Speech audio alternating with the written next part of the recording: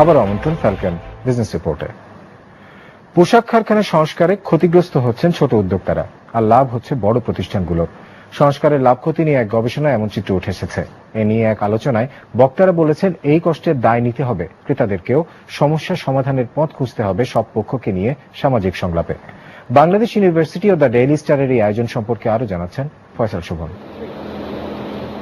অগ্নি, বৈদ্যুতিক আর কাঠামোগত ত্রুটি সংস্কার, কর্মপরিবেশ মানসম্মত করার বিশাল এক কর্মযজ্ঞ চলছে তৈরি পোশাক খাতে।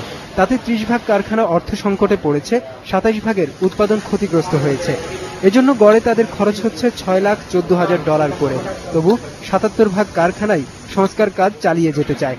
আশা এই কষ্ট কেষ্ট মেলাবে দীর্ঘমেয়াদে, এমন তথ্য উঠে এসেছে এক জরিপ ভিত্তিক গবেষণাতে। প্রায় 60 ভাগের মতনই আশা করছি যে ওদের ক্রেতারা ওদেরকে সহযোগিতা করবে দীর্ঘমেয়াদে, বা বড় রকমের অর্ডার দিয়ে বা একই রকমের অর্ডার বজায় রেখে।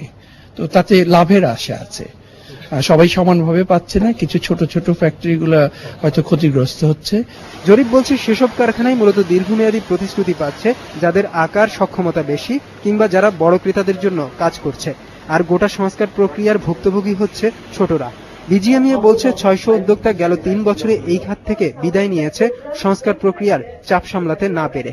If we have 60 lines, 20 lines are filled with very good, well-weighted products, but the rest 40 lines we are running from door to door. Whenever you ask a buyer that, where is the level playing field?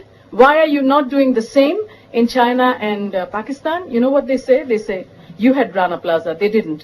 But they often forget that China has the highest industrial accidents. 6,000 plus factory member. Now, active factories around 2,900. And out of them, 2,200 is directly exporting and 700 only doing the subcontracting.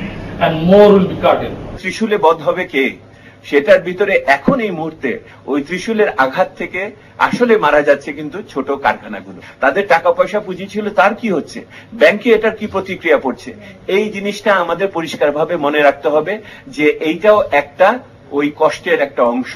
এইটা একটা বড় কষ্ট। উদ্যোক্তা হারিয়ে গেলে পরে এই উদ্যোক্তা সৃষ্টি করা সহজ ব্যাপার না।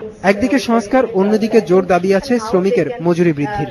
শুধু শ্রমিক সংগঠন নয়, মালিকদের উপর এমন চাপ আসছে ক্রেতা ব্যান্ডগুলোর কাছ থেকেও। প্রশ্ন উঠেছে, এই খরচের দায় কে কতটা নেবে? সমাধানে পরামর্শ আসে সামাজিক সংলাপের। Social dialogue as a replacement for freedom of association and collective bargaining. We see that as an enabler. Once people get used to the idea that you can, and it is an attitudinal change. অর্থবহ সামাজিক সংলাপ শুধু বাংলাদেশের আমাদের শ্রমিক, মালিক বা সরকার দিয়ে হবে না। এই অর্থবহ সামাজিক সংলাপের ভিতরে যারা এইটা কেনেন, যারা এটা ব্যবহার করেন, তাদেরও এটার অংশীদার হতে হবে। অবশ্য এই আলোচনায় বিদেশি ক্রেতাদের কোনো প্রতিনিধি অংশ নেয়নি। ফয়সাল শোভন, বিজনেস রিপোর্ট, মাছরাঙা টেলিভিশন।